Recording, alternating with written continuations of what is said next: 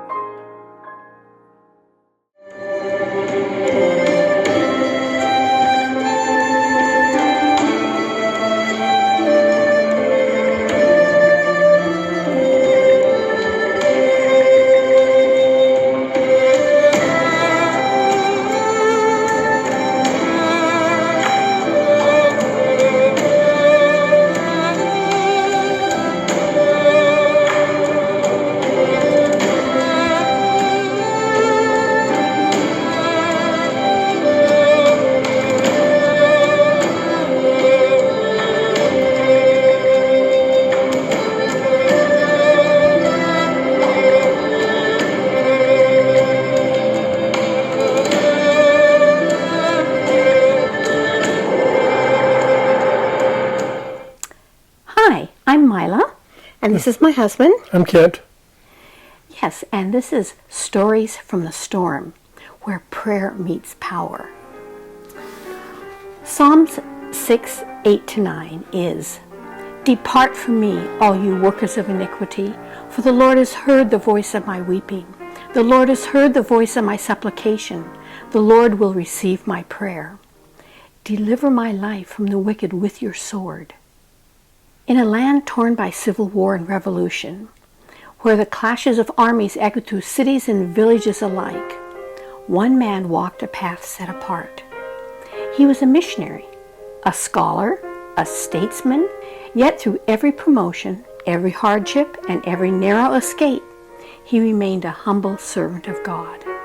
His journey was marked by danger and divine rescue. More than once he fled for his life, the thunder of gunfire at his back and the promises of Scripture in his heart. Enemy soldiers closed in. Violence raged on every side. But again and again, God stepped in. Under divine guard, he walked unharmed through enemy lines, led not by compass or command, but by a soldier sent from heaven. This is the true story of a man who never stopped putting God first, and of our God who never stopped watching over Paul E. Quimby. In this small world of ours, we are unaware how often that we have crossed paths with people that have had a significant impact on the world around us. We often make contact with truly remarkable people and don't even realize it. Many times these people are humble and unassuming. One such person was Dr. Paul Quimby. He was one of the professors under which I studied at Pacific Union College in Angwin, California, where he taught in the religion department. I never realized at the time that he had at one time been the head of that department. I never realized that he had taught at Union Springs Academy on Lake Cayuga in New York, where I'd been a student for 2 years. I never realized that he loved that school as much as I did. I didn't know that our greatly beloved family cook, Wang Sifu, while we lived in Hong Kong, had served the Quimby family for 25 years in China. I never realized until I read a book about his life story many years later the tremendous dangers he had survived and the tremendous impact on education that he had had in China during the time that Generalissimo Chiang Kai-shek ruled China. It is our privilege to introduce you to some of the amazing episodes in his life. Paul Elmore Quimby was born in 1894, the sixth of 9 children on a farm in Lyndonville, Vermont. He was baptized into the Seventh-day Adventist Church in 1912. He attended South Lancaster Academy in South Lancaster, Massachusetts, and Emmanuel Missionary College in Berrien Springs, Michigan. He graduated with a degree in theology and the literary course, which now would be called a BA in education. On May 27, 1921, he graduated from college as the class president, and on that day married May Hennis, who was the class valedictorian. He was hired as a preceptor at Fox River Academy in Sheridan, Illinois, but after 1 year, transferred to teach Bible and history at Union Springs Academy in Union Springs, New York. He loved that school in the Finger Lake region overlooking Lake Cayuga, and he loved the people there. He and May hoped to remain there for many years. I understand how he felt. Maya and I recently attended my class's 50th anniversary reunion there. It was still as beautiful as I remembered it. I still have many friends from my time there. Dr. Quimby, in his book, Yankee on the Yangtze, described his experience there in 1924. One afternoon in early spring, I walked across the campus, breathing in the fresh, sweet air, my heart lifting with joy over the springing grass and the new green leaves. Then I saw Elder J.K. Jones, president of the New York Conference and president of our Academy board, coming toward me. He walked with a spring in his step and purpose in his eyes. I knew that he would stop and talk to me. "Quimby," he spoke in a crisp voice, "this may come as a surprise to you, but the board has decided not to hire you for the next school year." I looked down at the sidewalk to see if it might really be giving way beneath my feet. My heart seemed to be tumbling around in my chest. Had we done so poorly, been such failures that they didn't want us anymore? Has our work been that unsatisfactory? I managed to raise my eyes to the level of his belt buckle. We had no idea we had failed so miserably. Why didn't somebody tell us sooner? Slowly I lifted my eyes to his face and caught the twinkle in his eyes. He slapped me on the shoulder. "Don't take it so hard, Quimby. The mission board wants you for mission service. The General Conference has asked the Academy to release you for China." My mind whirled. China. China? Then I remembered some letters the General Conference had written me during the previous year suggesting mission service. We hadn't even answered the letters. Why should we want to go to a foreign field when Union Springs Academy and its program were so much to our liking? Well, Paul and May determined to go where God wanted them to go, and after an emotional and sad farewell service, they traveled to say farewell to their families and then across the continent to Vancouver, British Columbia, to board the SS Empress of Canada for the 3-week voyage across the Pacific Ocean to Shanghai. They were then sent to Peking for a year of Chinese language study. They were assigned quarters in a small mud brick house in the back of the church headquarters compound. While they were still unpacking, Elder Harris suggested that they needed to hire a servant. Paul was indignant. He was an American. Americans do their own work. It's good exercise. Then 2 days later, Elder Harris introduced him to Pastor Su, the leading Chinese pastor. "I come from Honan Province," Pastor Su said. "Yesterday, at the vegetable market, I heard a man speaking my dialect, so I went over and talked with him. I found out that he had been brought to this city in the employment of a government official who had suddenly died, leaving this man from Honan with his family stranded and without any means of earning a livelihood." Pastor Su talked to the man about working for the Quimbys, and he became frightened. He said he had never spoken to a foreign devil in his whole life, and he feared them greatly. He had heard how evil white men are. Pastor Su reassured him that the white men at the compound were Christians and kind to everyone. The man was so financially desperate, so allowed himself to be persuaded. Pastor Su said, "We brought him with us. Shall we bring him in?" "Bring him in," I said. Wang Shifu and his family became a most valued and loved part of their family for the next 25 years. I personally want to add that Wang Shifu was a most valued and loved part of our family for a few months as well, when we lived at the college at Clearwater Bay near Hong Kong. We still have warm feelings in our heart when we talk about him. He was an excellent cook and an extremely faithful, loyal member of the family while we were there. We were ultimately sent to the China Training Institute at Jiaodao-Chen, where Paul became dean. May taught English. This placed them just 36 miles from Nanking. This school was unique in China, having been formed according to the blueprint given by God to the Seventh-day Adventist Church.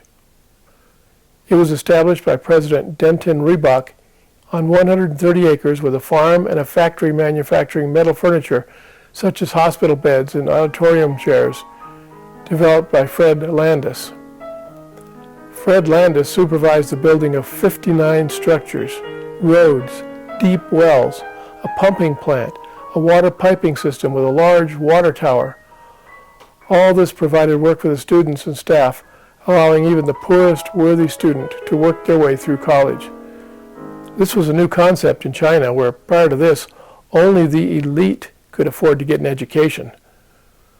A major civil war had broken out, and the fighting followed the railroad, which ran parallel to the Yangtze River 2.5 miles from the school. Generalissimo Chiang Kai-shek's army was advancing from the south against the warlord General Sun Quan-fong. Outside news to the school was cut off for weeks. They could see large groups of soldiers running from the mountains toward the railroad. Peasants were fleeing from their rice paddies toward the mountains. Bullets streaked across the school compound. One of the students brought a big butcher knife to the dining room and chopped off one of his fingers, and then stood on a table holding his hand high with blood spurting all over and shouted, "I am a revolutionist!" One early morning, the school president, D.E. Reebok, knocked on their door. He told them that they had just completed inventories of the school and all foreigners' property. He stated that he had just received orders from Mr. Chen of the Foreign Affairs Department of the National Revolutionary Government, stating that these inventories must be placed in the hands of the United States Consul General in Nanking at once. May's face grew a little pale at this news. He stated that if these papers were not delivered immediately, they might lose the entire school and all the property owned by the foreigners.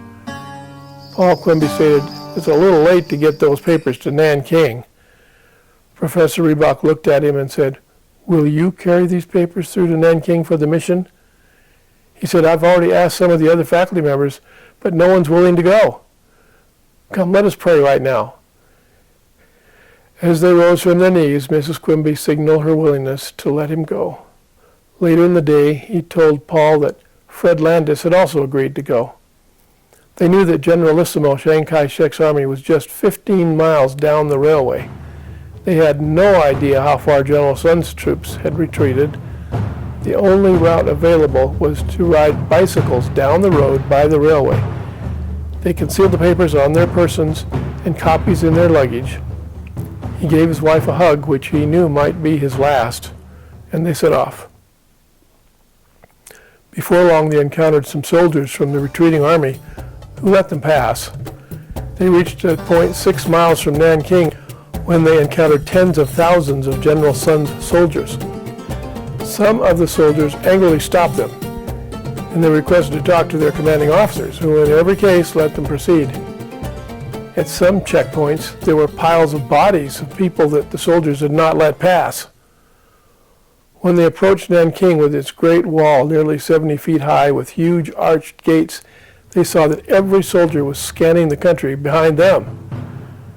They had a 15-mile head start on the Southern Army, but they were on bicycles and the army was mechanized.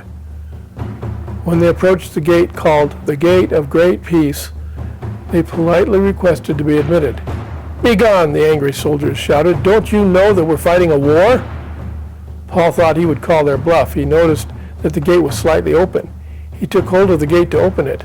A bayonet flashed through the opening. Only the instantaneous twist of his body prevented him from being run through. Fred and Paul walked a little ways and stopped to consider their next move. They had come 36 miles through terrible danger. They had been stopped and searched many times. Certainly God had been with them. "Do you think all the gates will be guarded like this one?" Fred asked. They decided to follow a path along the wall. "Who will bring me into the strong city?" from Psalm 60 flashed through Paul's mind. After walking 3 miles, they approached another gate. To their amazement, it was completely unguarded, with people passing in and out normally. They saw no soldiers at all. They pedaled their bicycles to the U.S. consulate. Consul J.K. Davis listened to their story in amazement. "Do you realize," he said, "that you are the only civilians who have come through that area in many days? You are the only ones who know anything about the location of the two armies. He informed them that he had been evacuating Americans out of the city to American gunboats in the river. They asked if this meant that they would be unable to return to Chao-Dao-Tien. He told them that unfortunately that was the case. He made arrangements for them to go out to the USS Noah to sleep that night. The officers on the ship gave them their own beds to sleep in. After a good breakfast the next morning, they asked to be taken back to shore, where they spent 3 days trying to find out any kind of conveyance that could take them down the river to a point where they could bicycle back to their families and home. But without success. The boat owners laughed in derision when they heard what they wanted. They had heard that there were still some missionary men at the Adventist mission, so they decided to go there for the third night. They rode their bicycles back through the gate into Nanking and were riding past the U.S. consulate when suddenly a massive crowd of terrified, unarmed soldiers and citizens came hurtling down the street toward them. They flattened themselves against the wall as the crowd hurtled by. They never saw their bicycles again. After the crowd subsided, they worked their way down the street to the consulate and decided to go in. Consul Davis looked at them in shocked silence. Finally, he said, "I've been trying all day to get the last American out of this city, and now here you are. Don't you know what has happened in the last 3 days? A division of the Revolutionary Army, thousands of them dressed in plain clothes, found some way into the city, and now they've taken over everything, all authority, all government. They are fierce, terrible. The general in charge of the division that has entered Nanking has closed all the city gates, and he has given orders to kill all foreigners and destroy all their property. Hell reigns in the city tonight." He said that escape from the city was no longer possible. He advised them to spend the night at the mission compound. All the streetlights were out, but they found their way through the thick darkness to the mission compound, which stood on a hill. All the women and children had been evacuated to the gunboats in the river. The men gathered in the house, farthest from the gate, about 35 yards away, and held a meeting to discuss their situation, and knelt in prayer. They could see the spurts of flame of guns in action. They decided to divide into watches to try to protect the mission property. They attempted to sleep that night, hoping for better things in the morning. The next morning they saw a soldier. The gateman came to report that he wanted to know if there were any foreigners here. He had told them that no, all the foreigners had left. They felt that if the gateman was found to have lied, they would kill him. "Go back and tell him that you found some foreigners in the farthest house," they told him. "Invite him to come in and talk with us," they said. They got out of the house so that if necessary they could run. When the soldier saw them, he immediately leveled his gun at them and fired. They dropped down behind a hedge. They looked up and saw the gateman on his knees holding onto the rifle and pleading for their lives. This gave them a few seconds, and they dropped over the back 8-foot retaining wall into a graveyard filled with shoulder-high burial mounds and began running and dodging behind the mounds. They could see the American flag over the consulate and headed the 2 miles in that direction. They could not follow the main streets because they were patrolled by trios of soldiers. They crossed through private yards, hid under houses, and dashed through ponds of water. A young Chinese carrying a small white flag stopped them and said, "Follow me. I will lead you to safety." He led them to a dark basement room filled with foreigners' belongings. Paul smelled blood and did not feel safe there because there was no way out. He and Lyman Shaw finally convinced the others to leave, and they ran through bamboo groves behind houses, finally arriving at the main street in front of the consulate grounds. The street swarmed with soldiers. They hid under a house, and Paul prayed, "Dear God, you've led us thus far. Get us into that gate." The whole street swarmed with a steady stream of marching soldiers. Suddenly, a wide gap between the soldiers appeared. They immediately dashed for the gate. They heard the shouting of, "Kill them! Kill them!" But they made it to the gate. Consul Davis led them to a room with instructions to stay there and not to talk to him. Then they saw American Marines rushing through the building. Consul Davis entered the room and said, "Gentlemen, I have just received word from loyal Chinese Secret Service men that the Japanese and British consulates have been attacked with killing, looting, and burning. The same soldiers are on their way here to do the same. The words, "The eternal God is thy refuge, and underneath are the everlasting arms," came to Paul's mind. Consul Davis gathered everyone into the ordnance room. They included a few British businessmen, several Marines, a few Adventist missionaries, and then his wife and two beautiful young daughters. Paul exclaimed, "Oh, Consul Davis, you've moved all the other families to safety. Why didn't you send your own to the gunboats?" Consul Davis stood up tall and said, "I am the Consul General of the United States. So long as one American citizen remains in this city, I am bound to stay. My family must be the last to be evacuated." He explained that their only possible hope would be flight to Saucony House, headquarters of the Standard Oil Company of New York, which was about 3 miles away. This house was built on a hill next to the wall, which served as a nearly 70-foot-high retaining wall for the hill.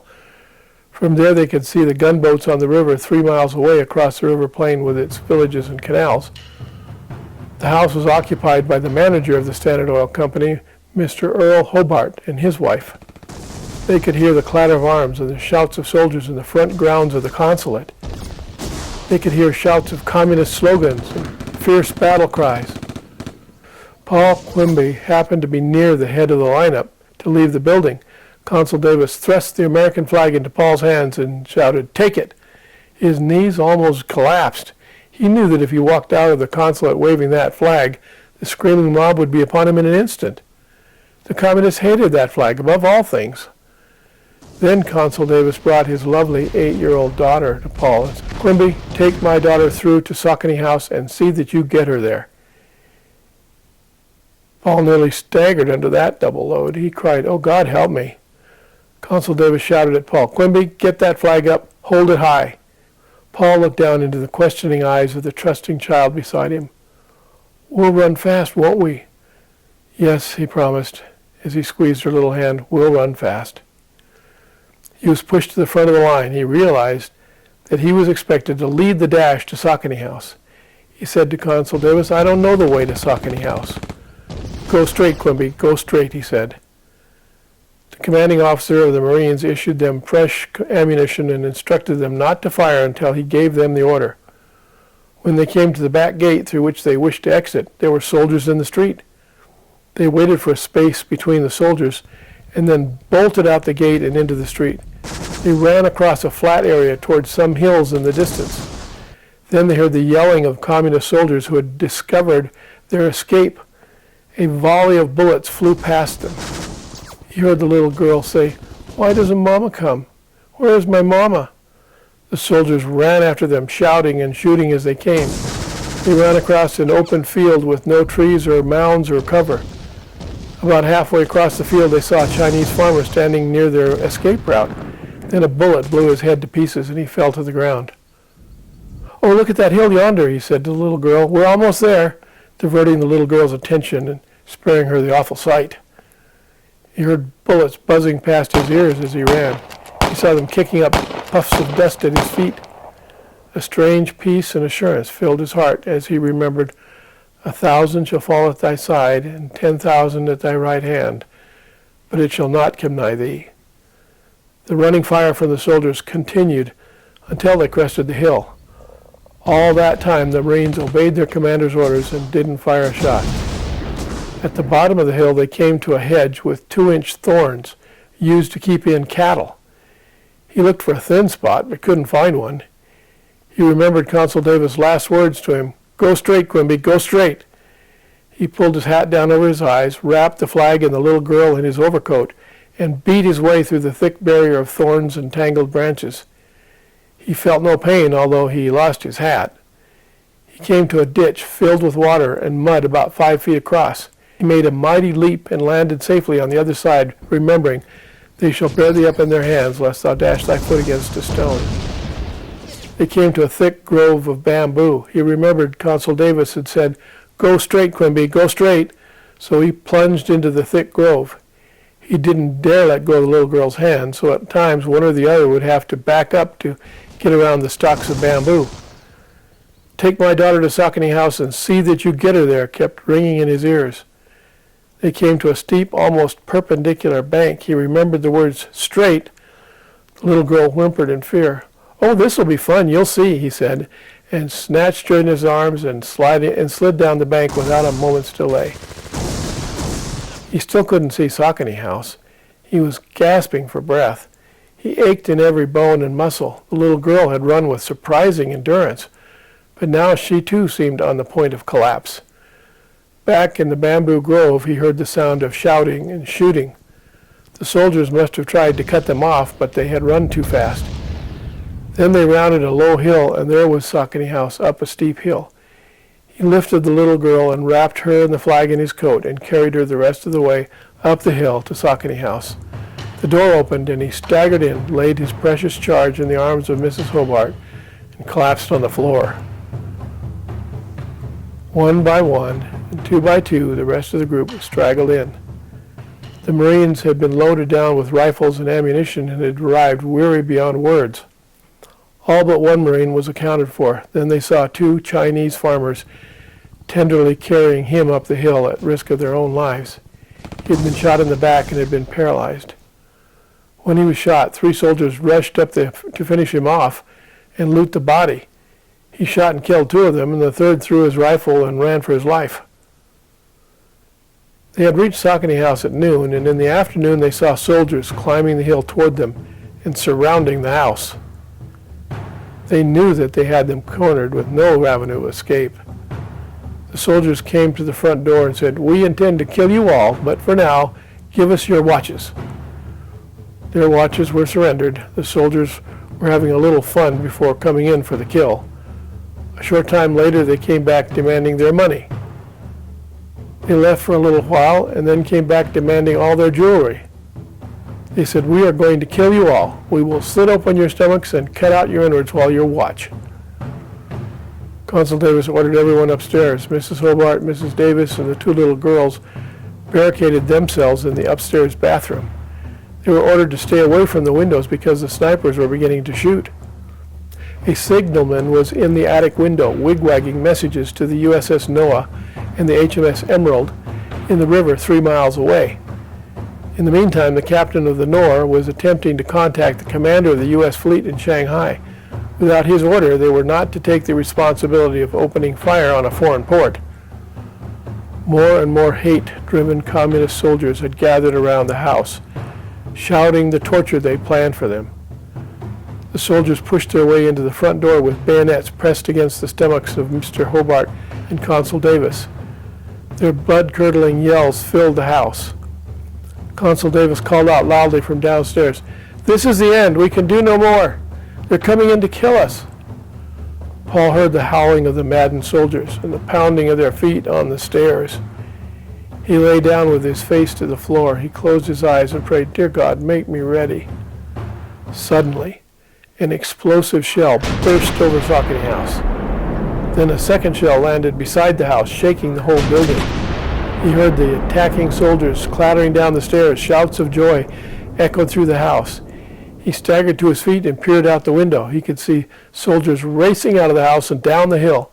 They tumbled over each other, rolling and plunging over steep places, diving under hedges, anything to escape the terrible tempest let loose from those gunboats in the river. Close to Saucony House stood another house on an adjacent hill. The consul and Mr. Hobart feared that it was being used by snipers. This concern was messaged by the signalman to the Noah, and immediately a shell demolished the house. The consul and Mr. Hobart called everyone into the living room and gave them the escape plan. The Marines constructed ropes from bed sheets, electrical cords, belts, bedclothes, and anything else they could find.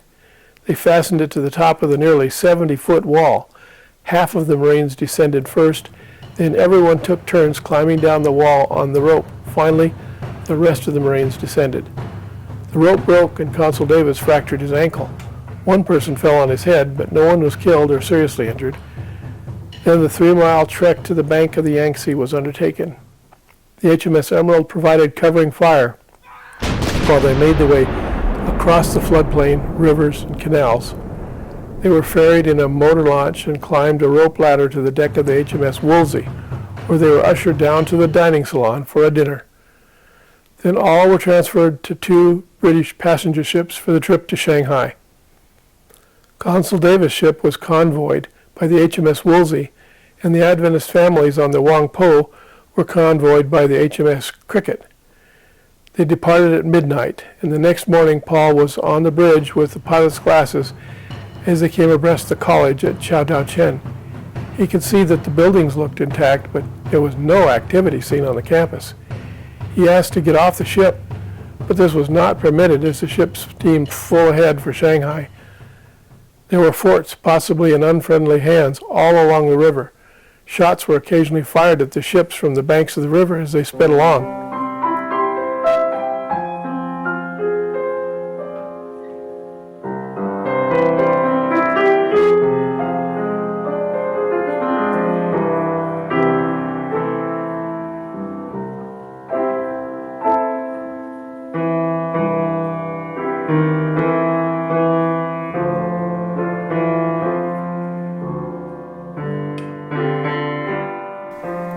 I would like to pray.